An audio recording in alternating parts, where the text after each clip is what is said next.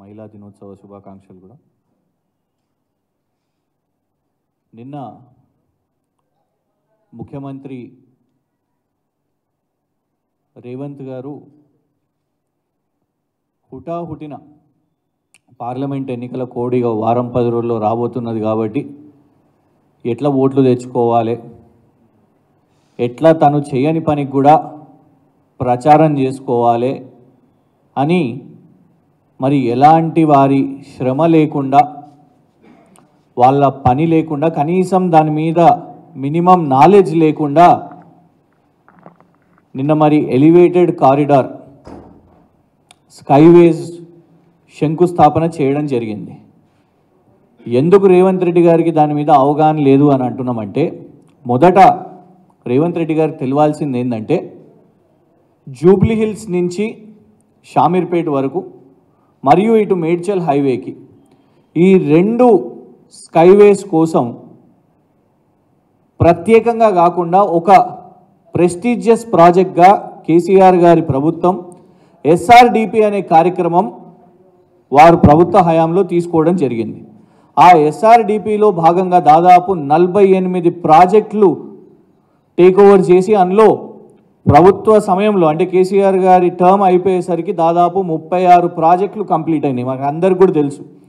బాల్నగర్ ఫ్లైఓవర్లు కానివ్వండి, కొత్తగూడ ఫ్లైఓవర్లు కానివ్వండి, అటు ఎల్బీ నగర్ ఫ్లైఓవర్లు, Anandbagh lane, Nagole flyover, Kamineni flyover, అండర్ పాస్లు, మైండ్ స్పేస్ జంక్షన్, బయోడైవర్సిటీ, ఆర్యూబీలు, ఇట్లా ఎన్నో ఇవన్నీ కూడా దాదాపు 36 ప్రాజెక్టులను ఎస్ఆర్డిపిలో కేసీఆర్ గారి ప్రభుత్వంలో పూర్తి చేయడం జరిగింది.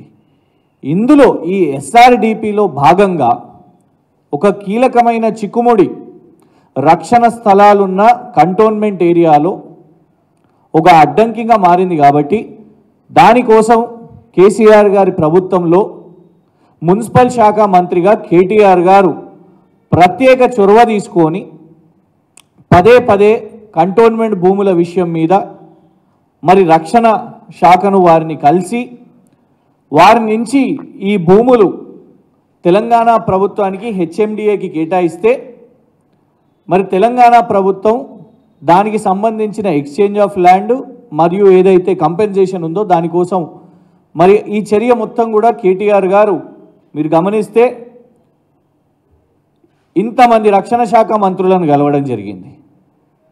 కేంద్రంలో ఉన్న మరి ఆ మంత్రులను ఇటు స్వర్గీయ సుష్మా స్వరాజ్ గారిని, అరుణ్ జైట్లీ గారిని, స్వర్గీయ మనోహర్ పారేకర్ గారిని, ఆ తర్వాత నిర్మలా సీతారామన్ గారిని మీరు గమనిస్తే మీ పత్రికలలోనే వచ్చినాయి. డిఫెన్స్ ల్యాండ్స్ కోసం నిర్మలా సీతారామన్ గారిని కలవడం, మరియు ఆ తర్వాత వీళ్ళందరి తర్వాత రక్షణ శాఖ మంత్రిగా వచ్చిన రాజ్నాథ్ సింగ్ గారిని కూడా కలిసి పదే ఈ స్కైవేల నిర్మాణం కోసం ఈ రక్షణ స్థలాలను ఇస్తే ట్రాఫిక్ కంజెషన్కు ఒక పెద్ద పరిష్కారం వస్తుంది. ఎస్ఆర్డిపిలో భాగంగా ఈ 2 ప్రాజెక్ట్స్ని కూడా కేటీఆర్ గారు కేసీఆర్ గారు ప్రభుత్వం దీన్ని పర్సూ చేశారు. కానీ పార్లమెంట్ ఎన్నికల ముందు ఇవాళ రేవంత్ రెడ్డి గారు నిన్న దానికి కొబ్బరికాయ కొట్టి అసలు కేటీఆర్ గారు రోలే లేదు అనేది ఏదైతే దుష్ప్రచారం చేసిర్రో, ఇవాళ మేము అసలు రేవంత్ రెడ్డి గారికే దీని మీద సమాచారం లేదు, కనీసం ఏబిసిడి కూడా తెలియదు, అండ్ వారి పాత్రనే లేదు అని పూర్తిగా చెప్తున్నాం. ఎందుకంటే దానికి ఆధారాలు ఉన్నాయి. ఇది కేంద్ర ప్రభుత్వం మొన్న రిలీజ్ చేసిన డాక్యుమెంట్, ఆర్డర్ కాపీ ఒప్పుకుంటున్నట్టు రక్షణ స్థలాలు తెలంగాణ రాష్ట్ర ప్రభుత్వానికి కేటాయిస్తూ దీంట్లో పెట్టిన కండిషన్ ఏంటిదంటే 750 కోట్లు తెలంగాణ రాష్ట్ర ప్రభుత్వం హెచ్ఎండిఏ మరి మినిస్ట్రీ ఆఫ్ డిఫెన్స్ వాళ్లకు ఇవ్వాలి, మరియు ఏదైతే ల్యాండ్స్ ఐడెంటిఫై చేసిరో ఈ ల్యాండ్స్కి సంబంధించిన అదే విలువ ఉన్న భూమి విలువ ఉన్న మరి తెలంగాణ ప్రభుత్వం ఇతర చోటు వాళ్ళకు ఆ భూములు ఇవ్వాలని ఇందులో చాలా స్పష్టంగా ఉన్నది. మేము అంటున్నది ఏంటంటే, ఇంత ఎక్సర్సైజ్ దీని వెనుక జరిగింది. ఇన్ని ల్యాండ్స్ని దీన్ని ఐడెంటిఫై చేసిర్రు. రేవంత్ రెడ్డి గారు కనీసం ఒక్కసారి కూడా అసలు ఏ ల్యాండ్ ఉంది, ఏ భూమి ఉంది, ఏది A1 డిఫెన్స్ ల్యాండ్, ఏది B1 ల్యాండ్, ఏది B2 ల్యాండ్, ఏది C ల్యాండ్స్ అనేటి కనీస అవగాహన కూడా రేవంత్ రెడ్డి గారికి లేదు.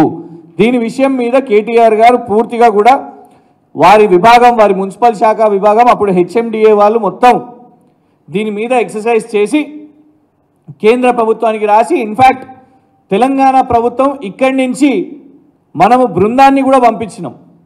ఇతర రాష్ట్రాలకు వెళ్ళి ఎలా నిర్మాణాలు చేపట్టాలి, ఎందుకంటే ప్రత్యేకంగా తెలంగాణ ప్రభుత్వం కేవలం స్కైవేగా కాదు, ఇది నిన్న రేవంత్ రెడ్డి గారు అక్కడ వాళ్ళు రిలీజ్ చేసింది, ఇగో నిన్న డిజైన్ రిలీజ్ చేశారు. ఇది నిన్న అక్కడ శాంపుల్ డిజైన్ రిలీజ్ చేసిన చిత్రాలు. మీరు గమనిస్తే కేవలం ఒక సింగిల్ స్కైవేగా, సింగిల్ ఫ్లైఓవర్గా అక్కడ వేయడం జరిగింది. కానీ కేసీఆర్ గారి ప్రభుత్వం వాస్తవానికి ఇతర రాష్ట్రాలకు బృందాలను పంపించినప్పుడు ఒక డబుల్ డెక్కర్ ఫ్లైఓవర్, అంటే కింద మెట్రో మరియు మీద వాహనాలకు వెళ్ళడానికి డబుల్ డెక్కర్ ఎలాగైతే ఇతర రాష్ట్రాలకు, మీరు గమనిస్తే గతంలో మేయర్గా, ఇవాళ కాంగ్రెస్ పార్టీలో ఉన్న సోదరులు గతంలో మేయర్గా పనిచేసిన బొంతు రామ్మోహన్ గారు, HMDA అధికారులు వాళ్ళందరూ ఇతర రాష్ట్రాలకు పోయి వీటిని స్టడీ చేసి కేసీఆర్ గారి ప్రభుత్వం ఈ ప్రణాళిక ఎలివేటెడ్ కారిడార్లో ఇటు డబుల్ డెక్కర్ స్కైవే వేయాలి, ఇటు మెట్రో మరియు వాహనదారులకు లాభమయ్యేటట్టు చేయాలి అని తెలంగాణ ప్రభుత్వం, కేసీఆర్ గారి ప్రభుత్వం కృషి చేసింది. కానీ నిన్న మీరు గమనిస్తే మీకు ఎక్కడ కూడా ఇందులో మెట్రో ఫెసిలిటీ కనబడట్లేదు.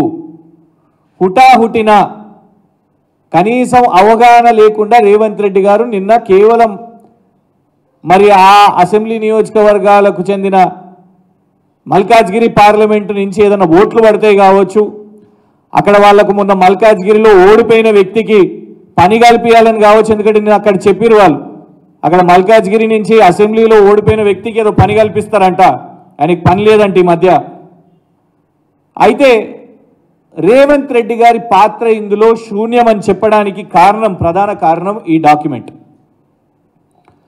గతంలో రేవంత్ రెడ్డి గారు ఎంపీగా ఉన్నప్పుడు మరి కేసీఆర్ గారి ప్రభుత్వం మేము ప్రతిపాదనలు కేంద్రానికి పంపిస్తే, దీని మీద మొత్తం ఇంత ఎక్సర్సైజ్ చేస్తే, ఇన్ని భూములను మేము ఐడెంటిఫై చేస్తే కేంద్ర ప్రభుత్వం, కేంద్ర రక్షణ శాఖ పూణే కంటోన్మెంట్ బోర్డుకు లేఖ రాసింది. Pune cantonment board Secunderabad cantonment బోర్డుకు కేసీఆర్ గారి ప్రతిపాదనలను పంపి మీరు తీర్మానం చేసి పంపాలని ఒక ప్రత్యేక కంటోన్మెంట్ బోర్డు సమావేశాన్ని ఏర్పాటు చేశారు, కేవలం ఈ రక్షణ స్థలాల విషయం మీదే. అయితే దానికి స్పెషల్ ఇన్వైటీ అయిన రేవంత్ రెడ్డి గారు ఈ సమావేశానికి హాజరు కాలేదు. ఇందులో మీరు గమనిస్తే మీకు ఈ డాక్యుమెంట్స్ కూడా ఇస్తాము. Special invitee Shri A Revanth Reddy honourable member of parliament has not attended the meeting. రక్షణ స్థలాల విషయం మీద 11 ఆగస్టు 2023న, ఎందుకంటే కేంద్ర ప్రభుత్వం అప్పటికే సూత్రప్రాయంగా వాళ్ళు ఒప్పుకోవడం జరిగింది. కేసీఆర్ గారి ప్రభుత్వం పెట్టిన ప్రతిపాదనలు వాళ్లకు భూ బదలాయింపు కోసం కంటోన్మెంట్లో అక్కడున్న కంటోన్మెంట్ ప్రజలకు అక్కడి నుంచి వెళ్ళే ఆ హైవే మార్గాన వెళ్ళే అందరి కోసం సులువుగా అవ్వడానికి అక్కడ కట్టే స్కైవేలు కోసం భూ బదలాయించాలని మరి ఏదైతే తీర్మానం తీసుకోవడానికి పెట్టిన ప్రత్యేక సమావేశంలో మల్కాజ్గిరి ఎంపీ అయిన రేవంత్ రెడ్డి గారు అసలు హాజరే కాలేదు. ఆయన ఇవాళ క్రెడిట్ దొబ్బేయాలని ప్రయత్నం చేస్తున్నాడు. శ్రమనేమో కేటీఆర్ గారిది, ప్రచారమేమో రేవంత్ రెడ్డిది. ఏడికి పోయినవు రేవంత్ రెడ్డి? నువ్వు కీలకమైన సమావేశం, కంటోన్మెంట్ రక్షణ భూముల కోసం పెట్టిన సమావేశంలో నువ్వు అసలు ఎందుకు హాజరు కాలేదు? ఈ తీర్మానంలో ఇది మినిట్స్ ఆఫ్ ద మీటింగ్. మీరు పూణే కంటోన్మెంట్ బోర్డు వెబ్సైట్కి వెళ్ళినా, సికింద్రాబాద్ కంటోన్మెంట్ బోర్డు వెబ్సైట్కి వెళ్ళినా మీకు పబ్లిక్ డొమైన్లో దొరికే ఈ మినిట్స్ ఆఫ్ ద మీటింగ్లో ఇంత చారిత్రాత్మక SRDPలో భాగంగా చేపట్టే 2 స్కైవేస్ కోసం ప్రభుత్వం చేస్తున్న కృషిలో రేవంత్ రెడ్డి పాత్ర శూన్యం, ఎందుకంటే తను సమావేశంలోనే ఏర్పాటు కాలేదు. ఇదే మినిట్స్ ఆఫ్ ద మీటింగ్లో చాలా స్పష్టంగా చెప్పడం జరిగింది. 4th ఆగస్టు 2023 ఇదే దాంట్లో పూర్తిగా లేఖ పెట్టారు. మొత్తం మీకు ఇందులో రెఫరెన్స్ ఈ డాక్యుమెంట్లో కనబడుతుంది. ఇది పబ్లిక్ డొమైన్లో ఉన్నది. 4 ఆగస్టు 2023న పూణే కంటోన్మెంట్ బోర్డు వాళ్ళు అక్కడికి వెళ్ళి వాళ్ళ డిఫెన్స్ ఎస్టేట్స్ వాళ్ళు సికింద్రాబాద్ కంటోన్మెంట్ బోర్డుకు రాసి కేసీఆర్ గారి ప్రభుత్వం ఈ పలానా భూములు ఉన్నాయి ఇవి అడుగుతున్నారు అని ఇందులో చాలా స్పష్టంగా ఏ భూములు అనేది కూడా ఇందులో ఎంత ఏరియా అని కూడా ఇందులో మెన్షన్ చేయడం ఉంది. B1, B2, B4 lands, C lands, B2 gifted to Secunderabad cantonment board lands ఇవన్నిటిని కూడా ఇందులో మెన్షన్ చేయడం జరిగింది. డేట్లతో సహా ఇందులో ఉన్నాయి. కేవలం ఇది ఒకటే కాదు, SRDPలో భాగంగా రసూల్పురాలో ఫ్లైఓవర్ వేయడానికి అక్కడ ఒక కొంత ఏరియా కేంద్ర ప్రభుత్వం యొక్క భూమి ఉన్నది అని అంటే మరి అప్పటి రాష్ట్ర ప్రభుత్వం కిషన్ రెడ్డి గారికి మేము లేఖలు రాసినాం. ఇందులో మీకు చాలా స్పష్టంగా ఇది డాక్యుమెంట్ ఇది మరి ఆ రసూల్పురా ఫ్లైఓవర్ కోసం కూడా ఆ భూములు ఇప్పటి వరకు వాళ్ళు ఇయ్యలేదు. ఇంత మేము కొట్లాడి ఇన్నిసార్లు రక్షణ శాఖ మంత్రులను, ఎందుకంటే రక్షణ శాఖ మంత్రులు ట్విట్టర్లో దొరకరు, వాళ్ళు ఢిల్లీలో ఉంటారు. ఇక్కడి నుంచి తెలంగాణ నుంచి కేటీఆర్ గారు పదే రక్షణ శాఖ మంత్రుల దగ్గరికి పోయి ఇవాళ సాధించిన దాన్ని ఇవాళ రేవంత్ రెడ్డి ప్రచారం చేస్తున్నాడు. ప్రచారం చేయడమే కాదు, నిన్న రేవంత్ రెడ్డి గారి ప్రకటన మీ అన్ని పత్రికల్లో కూడా ఏమని వేసిర్రు అంటే గత ప్రభుత్వం కేసీఆర్ గారి ప్రభుత్వం బీజేపీ ప్రభుత్వంతో ఘర్షణ ఉండే కాబట్టి అందుకే అది అప్పుడు కాలేదు ఇప్పుడు అయిందంటాను. ఇది ఇంకో విచిత్రం ఉన్నది. నువ్వుని రాహుల్ గాంధీయే రోజు టీం బి బీజేపీతో కలిసి ఉన్నారు అని ఇన్ని రోజులు ప్రచారం చేసి మా అమాయకపు తెలంగాణ ప్రజలను మోసం చేసి మైనారిటీలను దళితులను మోసం చేసి ఓట్లు దంచుకున్నావు. పదవిలో రాగానే ఇవాళ నువ్వే చెప్పబట్టే కేసీఆర్ గారి ప్రభుత్వం బీజేపీతోని ఘర్షణ ఉండే అందుకే మనకేమీ రాలేదు అని డిసైడ్ అవ్వు రేవంత్ రెడ్డి.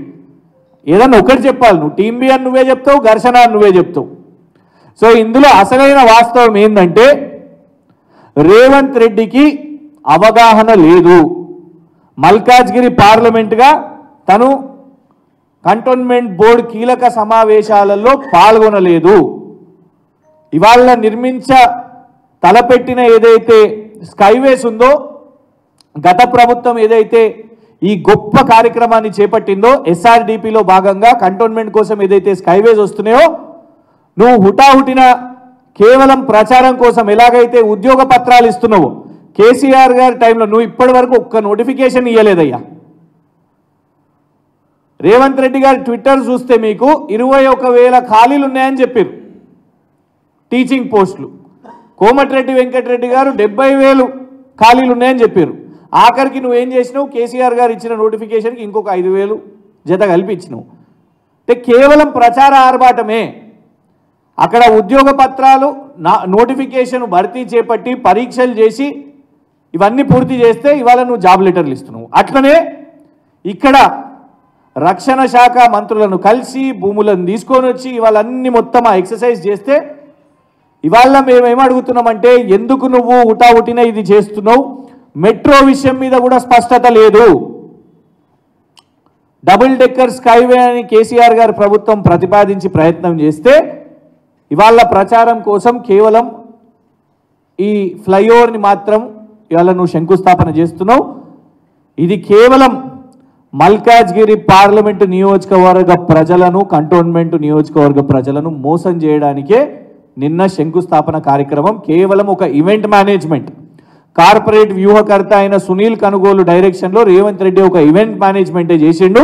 మీరు ఎట్టి పరిస్థితుల్లో ఎన్ని అబద్ధపు మాటలు మాట్లాడినా హైదరాబాద్ నగరానికి మల్కాజ్గిరి పార్లమెంటు నియోజకవర్గానికి మరియు కంటోన్మెంట్కి కేటీఆర్ గారి పాత్రను మీరు చరిత్ర నుంచి తుడిపేయలేరు. కేసీఆర్ గారి ప్రభుత్వాన్ని మీరు ఆ నియోజకవర్గం నుంచి ప్రత్యేకంగా ఉచిత నీళ్ల పథకం గతంలో కంటోన్మెంట్లో విపరీతంగా, ఎందుకంటే నెలకు నీళ్లు రాకుండా బిల్లులు రాకుండా 6 నెలలకు ఒకసారి 8 నెలలకు ఒకసారి బిల్లులు వచ్చిన పరిస్థితి.